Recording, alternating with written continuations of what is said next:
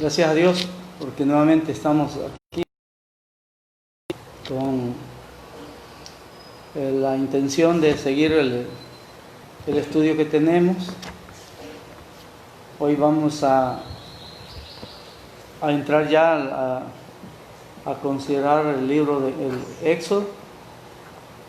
Así que, hermanos, espero en Dios que el Espíritu Santo nos guíe en estos minutos que vamos a estar aquí. Vamos a orar. Padre, muchas gracias porque en tu misericordia divina nos sigues dando cada día la oportunidad de servirte, de adorarte y también de seguir considerando tu palabra, por medio de la cual nos edificamos. Así que te pido, Padre, en el nombre de Jesucristo, que el Espíritu Santo se derrame sobre nuestras vidas y que podamos comprender, podamos entender la palabra, podamos tener buen discernimiento de la palabra y que haya en nosotros, de parte del Espíritu Santo, el deseo de aprender. Nos apeguemos a lo que dice tu palabra, que dice escudriñar las Escrituras. Así que queremos, Dios mío, indagar acerca de tu palabra para conocer más y no para andar con un espíritu de jactancia, sino para poder compartir con otros estas verdades maravillosas que conducen a la vida eterna. Muchas gracias, Dios. Bendice la vida de cada uno de mis hermanos en esta hora. Amén. Amén. Hemos venido ya considerando varios días, hablando allí en Génesis, una historia muy especial, donde hemos estado considerando la vida de Abraham, de Isaac y de Jacob. Y prácticamente nos quedamos el domingo pasado leyendo los primeros versículos de Éxodo capítulo 1. Solo para que podamos recordar algunas cosas, en la última parte del domingo yo estuve hablando de que Israel, o sea Jacob, ya Israel, con su descendencia, prácticamente ya los encontramos allí ubicados en Egipto. Y solo recordarles allí que allí mencionamos que en el capítulo 46 y versículo 26 dice que Jacob descendió con toda su descendencia, un número de 66 personas. En el versículo 27, siempre el capítulo 46, dice que fueron 70 personas. Y en Hechos 7:14, Esteban dice que descendieron 75 personas. Y yo solo hice la aclaración allí para que eso no vaya a causar alguna confusión allí. Y ya expliqué el domingo cómo que no hay ninguna contradicción, sino que ahí expliqué cada uno de esos versículos para que nos quede claro. Así que prácticamente pura sangre de Jacob descendieron 70 personas. 70 personas, ya incluyendo al propio Jacob, ya Israel, a José, que ya estaba en Egipto, y a sus dos hijos, Efraín y Manasés. Así que 70 personas. Ya cuando Esteban en Hechos 7:14 habla acerca de 75 personas, es porque incluye unas esposas de los hijos de Jacob que no eran pura sangre, que no tenían sangre hebrea. Muy bien, así que ahí estábamos considerando ya a Jacob, ya ubicado con su familia en un número de 70 personas. Y vemos allí que estuvimos considerando el capítulo 1 de Éxodo. Quiero que nos vayamos ubicando ahí. Yo les recuerdo que voy a estar dando grandes pasos, porque en verdad no es la intención estar hablando paso a paso toda la historia, sino solo que nos quede claro cómo se formó Israel. Porque en verdad lo que nos interesa es llegar al final, para que entendamos qué va a pasar con Israel ¿O qué está pasando con Israel en este tiempo, en este momento? ¿Cuál es la situación actual? Este estudio nos va a llevar a considerar eso. ¿Cuál es la situación actual de Israel en este momento? Y he estado mencionando esto. ¿Cuál va a ser el papel de Israel en los últimos tiempos con relación a la segunda venida de Cristo, al arrebatamiento y a la gran tribulación? Por esa razón hemos estado dedicando tiempo y que vale la pena hacerlo. No hay razón, en verdad, para ir corriendo. Esperamos en Dios que nos va a dar vida, que nos va a dar tiempo, y es una verdadera bendición escudriñar cada día estos pasajes que, aunque son muy conocidos, pero Dios siempre nos sigue hablando a través de su palabra. Así que nos ubicamos allí, ya vemos a toda la descendencia de Israel. Israel en ese momento, sí ya es Israel, no son una nación todavía en ese momento, no son un Israel, no son una nación, pero ya están como ya formándose esa familia que vino a dar paso a esa multitud de personas, a ese pueblo especial, ya prácticamente llamado Israel. Pero ya vemos a Israel allí, o sea, hablando de Jacob, porque Dios le cambió el nombre, a Jacob le puso Israel. Y ya vemos a Israel allí en Egipto en un número de 70 personas. 70 personas, ya hablando de sangre propiamente, descendientes de Abraham, de Isaac y de Jacob. 70 personas. Increíble, pero de esas 70 personas, en un espacio de 430 años, ellos se multiplicaron y más adelantito vamos a ver donde es un número, pero tremendo, el que cuando se da el momento del éxodo, donde se cree que fueron aproximadamente 2 millones de personas las que salieron ya cuando se dio el éxodo. O sea, de 70 personas en 430 años se multiplicaron es posible, más de 2 millones de personas, porque la Biblia habla que el día que se dio el éxodo salieron 600,000 hombres, sin contar los niños y sin contar las mujeres, y aparte de la gran multitud de personas que no eran judíos y que se fueron con ellos. Así que, hermanos, nos encontramos ahí ya, donde la Biblia habla en el capítulo 1 de Éxodo, y vamos a leer los primeros versículos. Dice: estos son los nombres de los hijos de Israel, hablando de Jacob, porque ya están allí formados, que entraron en Egipto con Jacob, cada uno entró con su familia. Y dice: Rubén, Simeón, Leví, Judá, Isaacar, Zabulón, Benjamín, Dan, Neftalí, Gad, Aser. Son los hijos de Jacob, donde se forman más adelante las 12 tribus de Israel. Todas las personas que le nacieron a Jacob fueron 70. Y José estaba en Egipto. O sea, por eso yo le dije, si queremos, porque si alguien pregunta, bueno, entonces, ¿fueron 66 personas? ¿Fueron 70 o fueron 75? Entonces yo por eso estoy aclarando con base a la palabra del Señor que fueron 70 personas las que prácticamente se iniciaron allá en esta historia, allá en Egipto, para empezar a dar paso a la formación de la nación israelita. 70, aquí lo dice la Biblia, 70 personas, porque aquí ya se está contando al propio Jacob. Versículo 6: y murió José y todos sus hermanos y toda aquella generación. Ya sabemos que él murió a la edad de 110 años. Pero es importante el versículo 6. Y murió José y todos sus hermanos. O sea, todos los que entraron allí, hablando de sus hermanitos, murieron.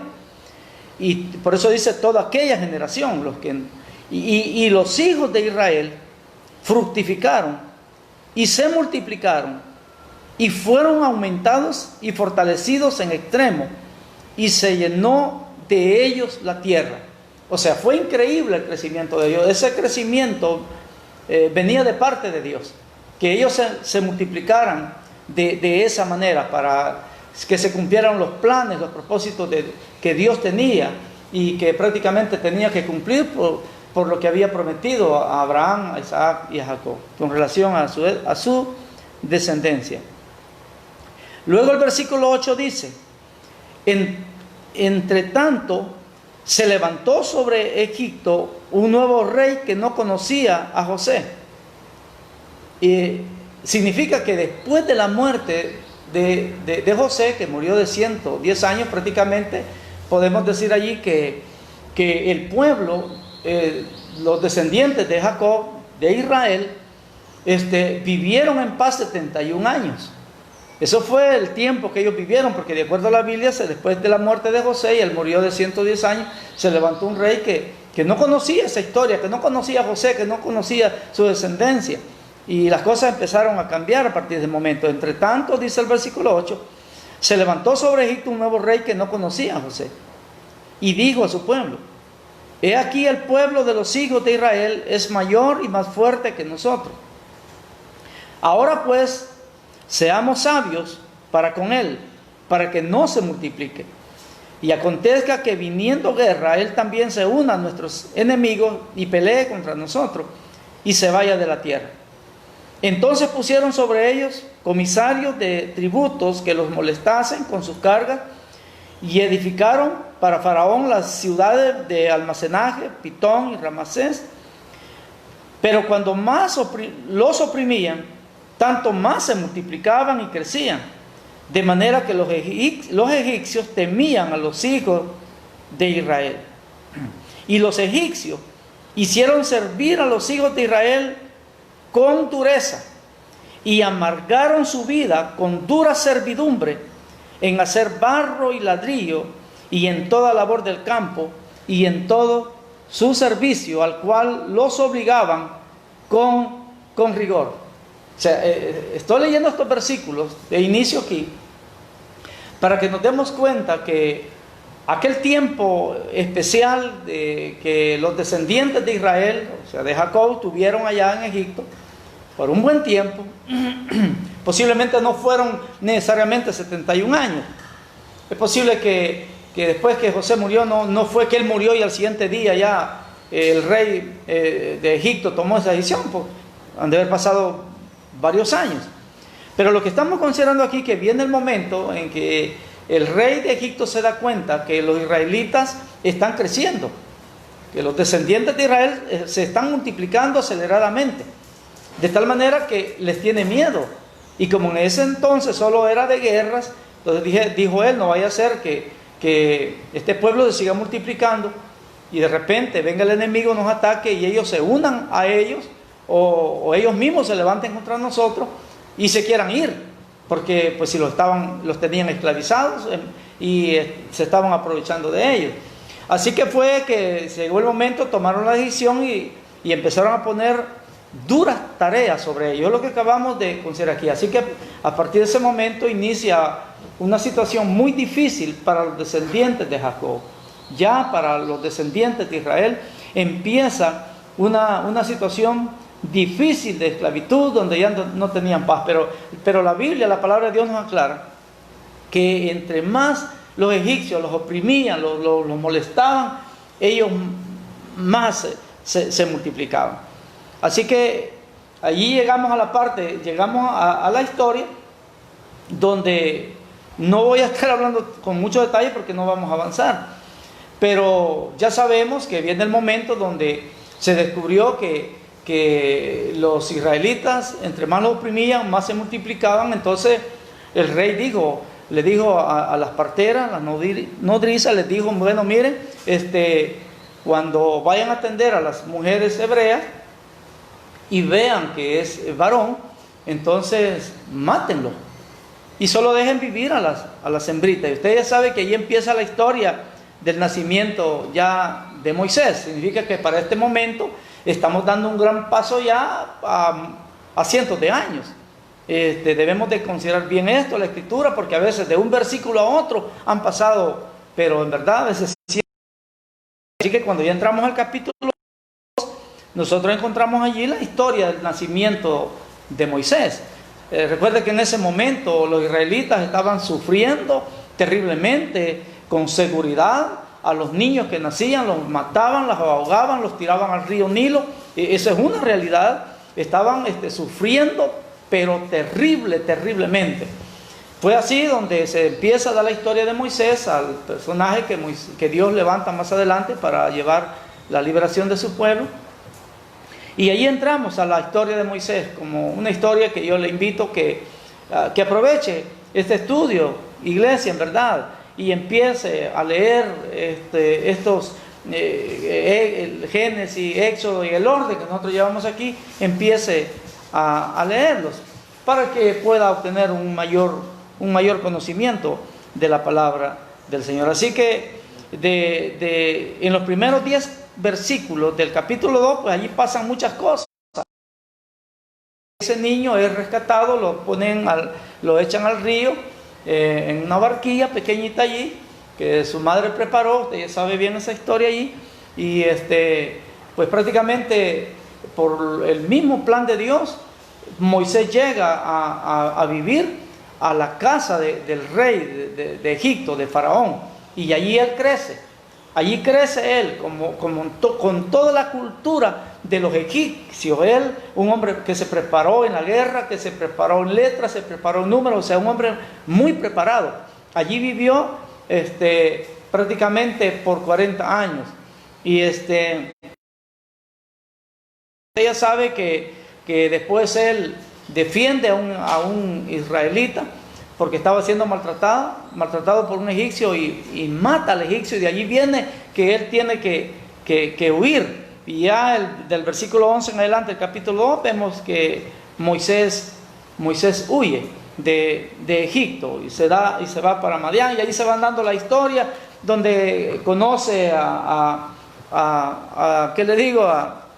A su esposa, y empieza él a formar una familia. Pero es increíble el proceso de Dios, porque sale de ese lugar de privilegio donde había estado gozando de todas las bendiciones de los egipcios, y de repente a Moisés lo encontramos en el desierto, y por 40 años se convierte en pastor de ovejas. Así que, pero Dios prácticamente lo estaba preparando para la gran tarea que le iba a asignar. Pero veamos cómo empieza aquí. Más adelante empezamos a considerar que Dios empieza a preparar la liberación de Israel. Después de 400 años, que son 430 años, que ya Israel, que después de 70 personas se han estado multiplicando allí por esos 400 años, Dios empieza a preparar su liberación, pero porque hay angustia en el pueblo. Vea los versículos que voy a considerar aquí, en el capítulo 2 y el versículo 24. Dice la palabra así, capítulo 2, versículo 24: y oyó Dios el gemido de ellos, porque estaban sufriendo. El pueblo descendiente de Abraham, de Isaac y de Jacob, estoy repitiendo que llegaron un número 70 allí, hoy se habían multiplicado, y que los esclavizaron. En verdad, el pueblo de Egipto los estaban maltratando, los estaban haciendo sufrir. Y dice el versículo 24 del capítulo 2: y oyó Dios el gemido de ellos, y se acordó de su pacto con Abraham, Isaac y Jacob. Esto es muy importante que nosotros lo estemos siempre recordando. Esa es la historia que nosotros hemos venido hablando y considerando en estos domingos atrás. La promesa que Dios hizo a Abraham, y si usted recuerda, cuando Abraham llegó a Canaán, se le aparece Dios, le dice: esta tierra te la voy a dar a tu descendencia, y en ti van a ser benditas todas las naciones. Y empieza esa promesa a darse después a Isaac, después a Jacob, y así ha venido todo el proceso. Entonces aquí, cuando ya está esta gente prácticamente descendiente de Abraham, ya se han multiplicado y los han esclavizado, ellos empiezan a llorar, empiezan a clamar. Y Dios, dice el versículo 24, y oyó Dios el gemido de ellos, y se acordó de su pacto con Abraham, Isaac y Jacob, y miró Dios a los hijos de Israel, y los reconoció Dios. Muy importante esto, en verdad. Y lo reconoció Dios. Dios siempre había estado pendiente. En verdad, Dios siempre había estado allí viendo lo que estaba pasando en ellos. Había estado pendiente de su multiplicación, de proteger a Moisés en esa historia que estamos aquí ya comentando. Lo dice y lo reconoció Dios porque está diciendo, porque en ese momento él empieza ya como a dar inicio, y empieza ya prácticamente a preparar o dar los primeros pasos de la liberación para ese pueblo. Así que ya vemos que Moisés huye de ese lugar y de Egipto, y vive por 40 años allá en Madián, y luego en el capítulo 3 encontramos el llamamiento que Dios hace muy especial a Moisés, porque ya vimos allí en el capítulo 2, versículo 24-25, que Dios escuchó el clamor de los descendientes de Abraham, de Isaac y de Jacob. Y entonces dijo Dios, se ha llegado el momento de su liberación, y él ya había venido preparando todo, hermano, porque desde el momento que permitió el nacimiento de Moisés, no dejó que Moisés, que lo mataran siendo un niño. Y toda esa historia que se da de Moisés, y que llegó al palacio del faraón, y allí vivió, y allí creció, allí se preparó, era prácticamente los planes de Dios para más adelante llevar a cabo la liberación de su pueblo. Así que llegamos aquí, hermanos, al capítulo 3, del versículo 1 al 10, donde encontramos el llamamiento, y sí quiero leer estos versículos porque es importante hacerlo. Dice: apacentando Moisés las ovejas de Jetro, su suegro, sacerdote de Madián, llevó las ovejas a través del desierto y llegó hasta Horeb, monte de Dios. Y se le apareció el ángel de Jehová en una llama de fuego en medio de una zarza. Y él miró y vio que la zarza ardía en fuego y la zarza no se consumía. Iré yo ahora y veré esta grande visión. ¿Por qué causa la zarza no se quema? Viendo Jehová que él iba a ver, lo llamó Dios de en medio de la zarza y dijo: Moisés, Moisés. Y él respondió: heme aquí. Y dijo: no te acerques, quita tu calzado de tus pies, porque el lugar en que tú estás, tierra santa es. Y dijo: yo soy el Dios de tu padre, Dios de Abraham, Dios de Isaac y Dios de Jacob. Entonces Moisés cubrió su rostro, porque tuvo miedo de mirar a Dios.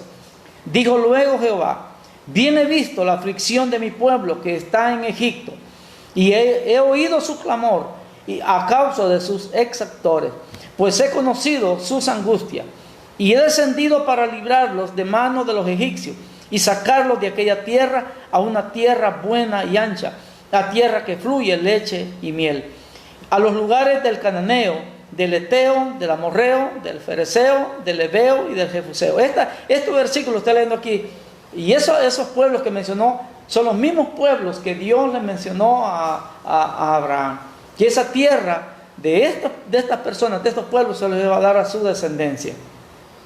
El clamor pues de los hijos de Israel ha venido de mí, y también he visto la opresión con que los egipcios los oprimen.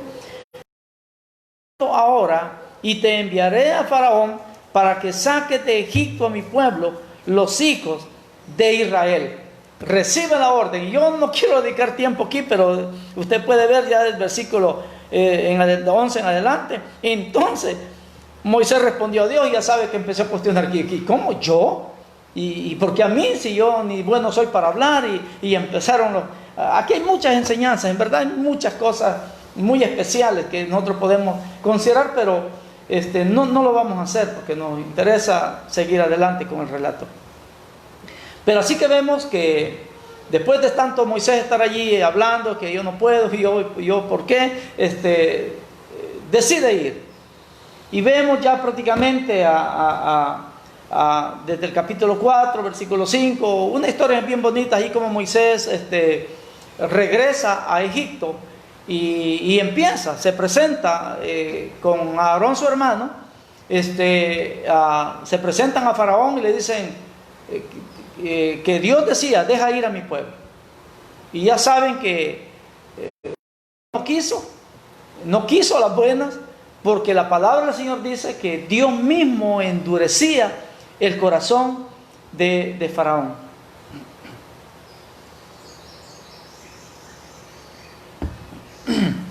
Así que, como él no quiso las buenas, porque en varias ocasiones llegó Moisés con Aarón y le decían, deja ir a mi pueblo. Así dice Dios, deja ir a mi pueblo. Y él no quiso. Así que a partir del capítulo 7, del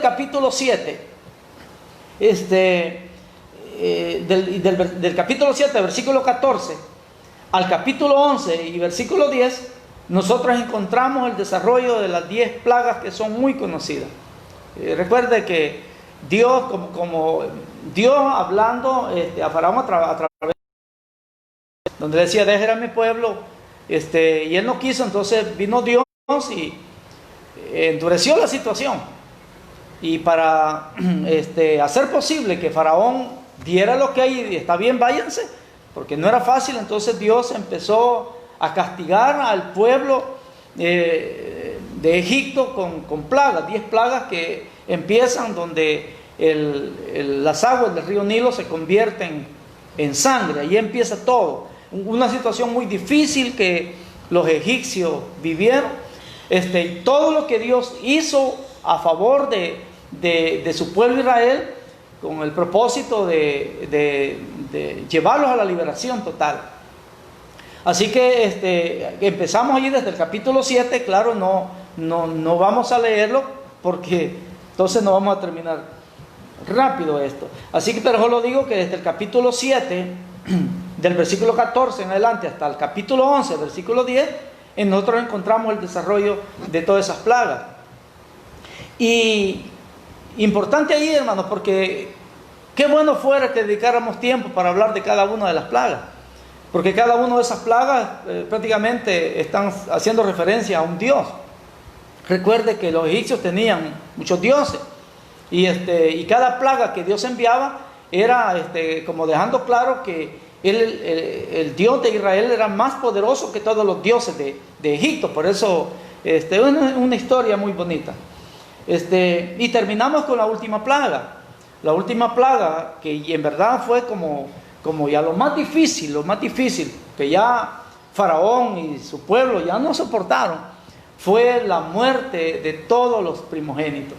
Eso fue tremendo, y aquí hay muchas cosas que en verdad necesitamos considerar, porque se llegó el momento de la última plaga.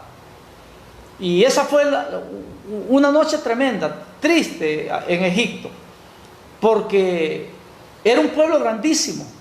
Ahora yo quiero que usted piense, esa plaga que vino, la última plaga, donde en toda casa, en todo hogar de los egipcios, hubo llanto esa noche, hubo dolor tremendo, porque no había una casa, no había una sola casa donde no hubiera un muerto en la casa en cada familia de los egipcios.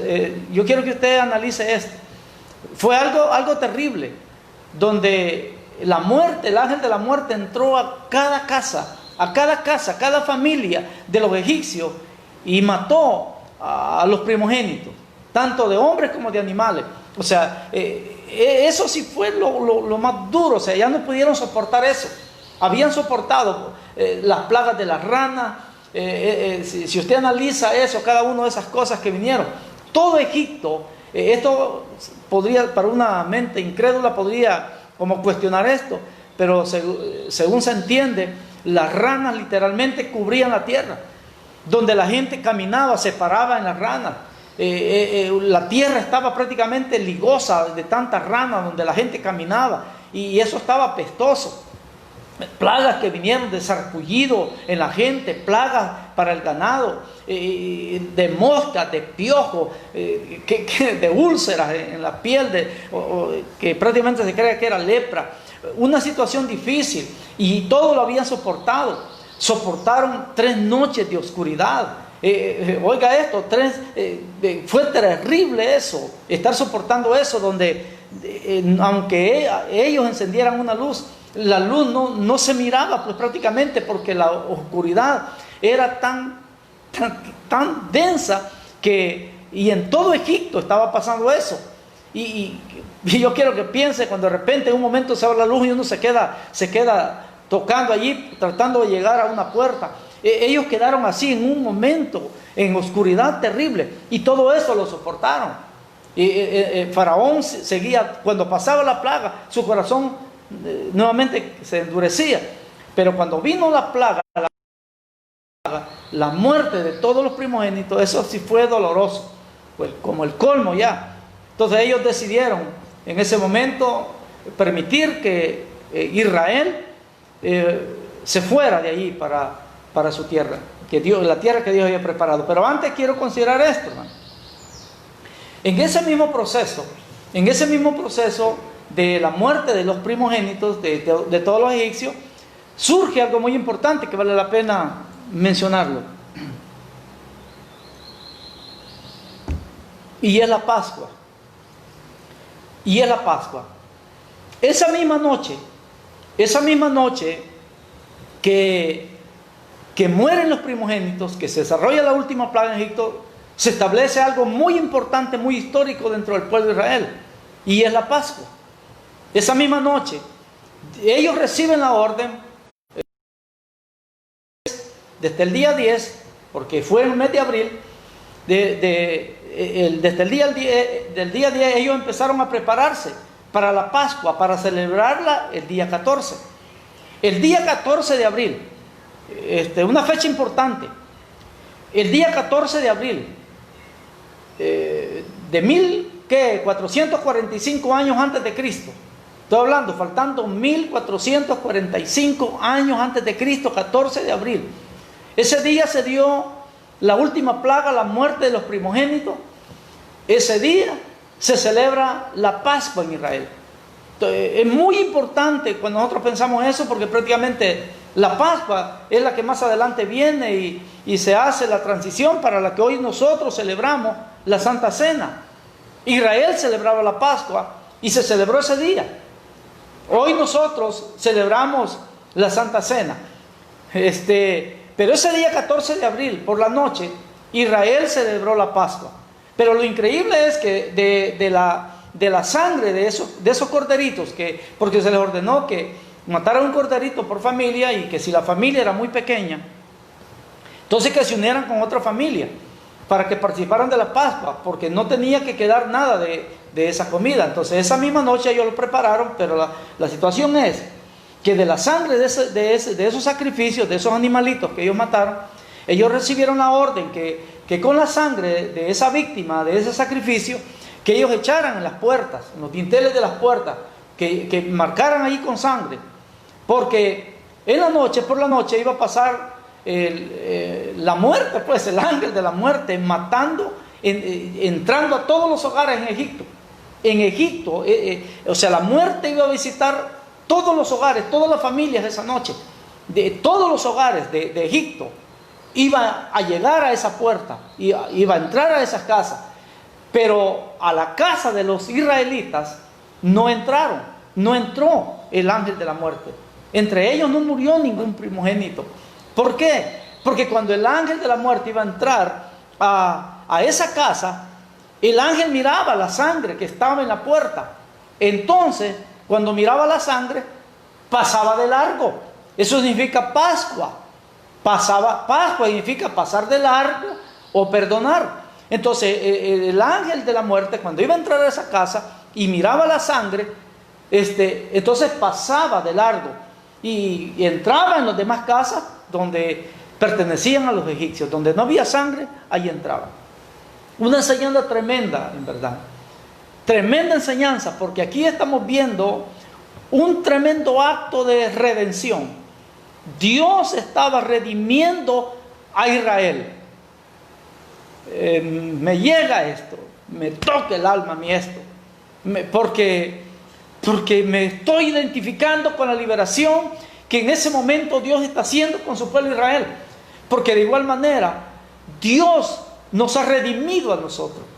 Y sabe que así, sencillamente, ¿qué significa? Cuando yo digo que Dios estaba en esa noche redimiendo a Israel, Lo que estoy diciendo es que Dios estaba comprando de nuevo a Israel, porque eso significa redimir. ¿Y por qué mi alma es tocada de esa manera? Porque también nosotros, iglesia, hemos sido redimidos, comprados de nuevo con la sangre de Cristo.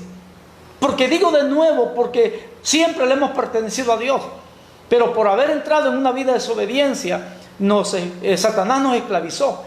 Y para que Dios a nosotros, para que hoy gocemos nosotros de libertad, porque éramos esclavos del diablo, esclavos del pecado, entonces Dios, así como liberó esa noche a Israel, también nos ha liberado a nosotros, nos ha comprado de nuevo. Por eso que analizar esto es muy, muy, muy especial. Así que vemos que esa noche fue una noche extraordinaria allá en Egipto. Tremenda noche, donde en todos los hogares de los egipcios los primogénitos estaban muriendo, tanto de hombres como de animales, pero menos el pueblo de Israel no estaba siendo tocado, porque él estaba siendo protegido por la sangre del sacrificio de los corderos, de los animalitos que ellos habían matado. Entonces se estaba preparando prácticamente. Ese es un tipo prácticamente de Cristo, de lo que él más adelante iba a hacer para traer liberación al mundo. Y por eso ahora nosotros somos libres y debemos de disfrutar esta liberación que ahora tenemos y no olvidar lo que Dios ha hecho, que no vayamos nosotros a caer en esa situación que caía Israel, que Dios lo sacó de allí con mano poderosa. Y usted ya sabe toda la historia, que brevemente la vamos a considerar más adelante. Nosotros tratemos de disfrutar esta liberación. Aprovecho para decirle, iglesia, muy pronto vamos a programar otra Santa Cena y queremos disfrutarlo, hacerlo así con todo el corazón. Yo siempre digo, en la Santa Cena, así como los judíos celebraban la Pascua una vez al año, nosotros celebramos la Santa Cena también. Allí hacemos memoria, allí recordamos esa liberación, esa muerte maravillosa de Cristo a favor nuestro, pero también celebramos nuestra liberación. Muy bien, seguimos adelante. Hay unos minutitos todavía aquí. Así que, hermanos, vemos allí que se da ese momento. Entonces, esa fue una noche. Yo voy a venir quedándome aquí. Yo en esta historia quise llegar hasta el monte Sinaí hoy, pero veo que es difícil. Vemos allí que esa noche, voy a repetir esta fecha, la muerte de los primogénitos de los egipcios, la celebración de la primera Pascua fue un día 14 de abril, faltando 1445 antes de Cristo. Ese día 14 de abril, esa noche fue terrible para los egipcios, y de preparación, de motivación, de alegría, de espera para el pueblo de Israel, porque mientras los egipcios estaban, los primogénitos de los egipcios estaban muriendo, los israelitas estaban celebrando la Pascua, preparando, estaban vestidos así. La orden había pero que la comieran así, vestidos, con bordón en mano, con los zapatos puestos, o sea, vestidos listos para salir, porque en un momento iba a venir la orden de salida, en un momento se va a dar el éxodo. Éxodo significa salida. Así que nosotros vemos que se da todo esto, la muerte de los primogénitos. Eso lo encontramos en el capítulo 11, la celebración de la Pascua lo encontramos en el capítulo 12, ahí lo leí allí. Y voy a darle otro dato aquí. El día 15 de abril, el éxodo se da, y quiero que recuerde esto. El éxodo, o sea, la salida del pueblo de Israel después de 430 años de estar en Egipto. Recuerdo esto. 430 años atrás llegaron un número de 70 personas a Egipto. O sea, Jacob y sus hijos, sus descendientes llegaron a Egipto. 430 años después se da el éxodo, se da la salida. Y la salida, o sea, el éxodo, fue en la madrugada del día 15 de abril de 1445 a.C. 15 de abril, por lo menos recuerde esa fecha. Y se dio el éxodo, se dio la salida.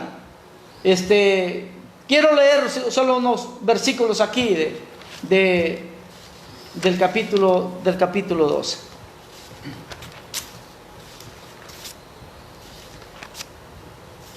Permítame aquí.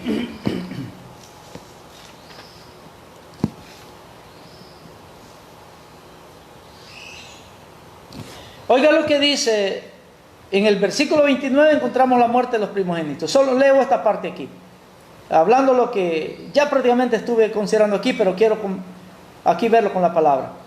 En el capítulo 12, versículo 29, aconteció que a la medianoche Jehová hirió a todo primogénito en la tierra de Egipto. A la medianoche, desde el primogénito de Faraón que se sentaba sobre su trono hasta el primogénito del cautivo que estaba en la cárcel y todo primogénito de los animales. Y se levantó aquella noche Faraón, él y todos sus siervos y todos los egipcios, y hubo un gran clamor en Egipto porque no había casa donde no hubiese un muerto, lo que yo ya estuve diciendo. ¿Qué es lo que provocó eso? Ese dolor, eso terrible que pasó allí. Veamos el versículo 31. E hizo llamar a Moisés y a Aarón de noche y les dijo: salid de en medio de mi pueblo vosotros y los hijos de Israel, e id y servid a Jehová como habéis dicho. Tomad también vuestras ovejas y vuestras vacas como habéis dicho, e idos y bendecidme también a mí. Y los egipcios apremiaban al pueblo, dándose prisa a echarlo de la tierra, porque decían: todos somos muertos. Ellos decían: váyanse ya, por favor. Si ustedes no se van, todos nos vamos a morir. ¿Eso qué significa eso? Porque habían puesto, en todos los hogares había un muerto, un primogénito. Váyanse, porque si no nos vamos a morir todos. Eso es lo que está diciendo ese versículo. Pero hay algo más. Y llevó el pueblo su masa antes que se les dase, sus masas envueltas en sus sábanas sobre sus hombros. E hicieron los hijos de Israel conforme al mandamiento de Moisés. Fíjese esto: pidiendo de los egipcios alhajas de plata y de oro y vestidos. Y Jehová dio gracia al pueblo delante de los egipcios, y les dieron cuanto pedían. Así despojaron a los egipcios. O sea que de alguna manera, todos los años de esclavitud donde no recibieron salario, en un solo momento prácticamente recibieron su salario de todo su tiempo de esclavitud. Porque la palabra cuando dice y despojaron a los egipcios, significa que los egipcios, y que vino de parte de Dios, empezaron a darle plata, oro y vestidos y todo. O sea que los israelitas, el día del éxodo, el día de la salida, que fue, dije, el 15 de abril, las horas de la madrugada, salieron ricos de allí. Despojaron a los egipcios, salieron ricos de ese lugar. Mire qué especial es Dios. Tanta enseñanza que nosotros podemos sacar de estos pasajes. Y dice el versículo 37: partieron los hijos de Israel de Ramasés a Sucot. Oiga, dice, como 600,000 hombres de a pie, sin contar. También subió con ellos grande multitud de toda clase de gente, y ovejas y muchísimo ganado.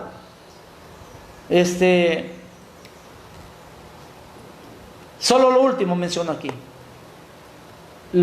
Oiga esto, dice aquí la palabra del Señor, que salieron ese día 600,000 hombres, y debemos de creer esta palabra. Y solo le recuerdo que los hombres se contaban de 20 años arriba. Y de acuerdo a la escritura, aquí ellos, esa madrugada salieron de allí, bueno, se da el éxodo, 600,000 hombres de 20 años arriba. Vea cuántos niños habían, cuántas mujeres, porque no se cuentan ni los niños, o sea, de 20 años abajo, ni las mujeres.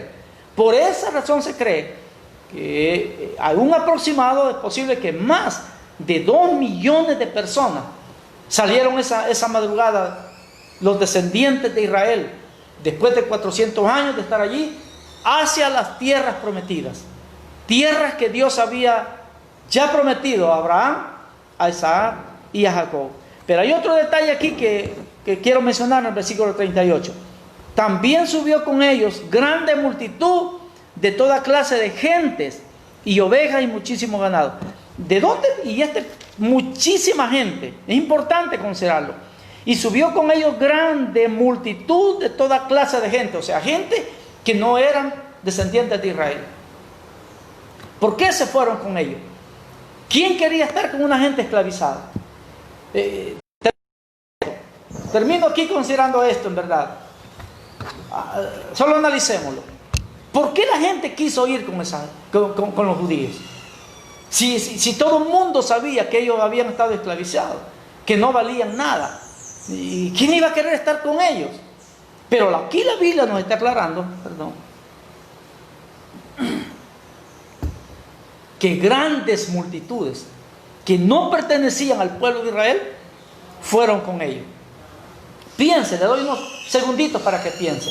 Piense, ¿por qué esa gente que no eran judíos decidieron irse con ellos? Aun cuando sabían que ellos era incierto el camino y el lugar para donde iban. Porque aquella gente no sabían, las multitudes que no pertenecían a los judíos, en verdad,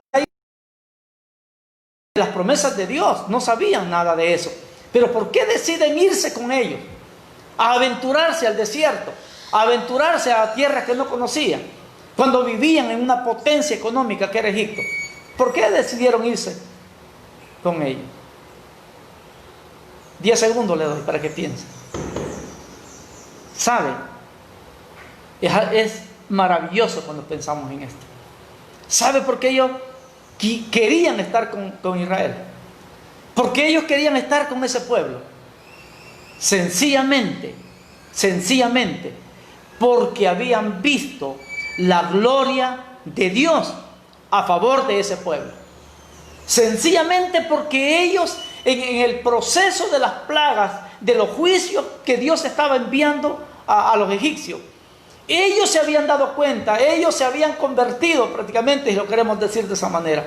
Ellos habían puesto su confianza en Dios, habían creído en el Dios de los israelitas. Por eso decidieron unirse al pueblo de los descendientes de Israel. Porque habían visto la obra de Dios a favor de ese pueblo. Y ellos querían estar allí con ese pueblo, porque querían disfrutar de las bendiciones, del cuidado, de la protección de ese que ellos habían visto obrar a favor de Israel. Por esa razón, y ahora veamos la última parte aquí. Ese Dios maravilloso que dio esa liberación en ese día a Israel, ese es el mismo Dios que nos ha dado libertad a nosotros. Y así como mucha gente que no pertenecía a ese pueblo, pero quería estar con ellos, en este tiempo, de igual manera, mucha gente debería querer estar con nosotros. Eso tendría que ser así, porque nosotros somos el pueblo de Dios. Nosotros somos el pueblo de Dios. Lo que necesitamos es que el mundo vea que la gloria de Dios se manifiesta en nosotros. Y por eso, iglesia, debemos de trabajar y debemos de esforzarnos, cada uno de nosotros, muy personalmente, debemos de esforzarnos por reflejar la gloria de Dios. Que la gloria, la gracia, el poder de Dios se manifieste en nosotros, para que mucha gente quiera estar con nosotros, quiera caminar, quiera congregar con nosotros, deje de la idolatría, dejen el pecado y se vengan y podamos adorar juntos al Señor.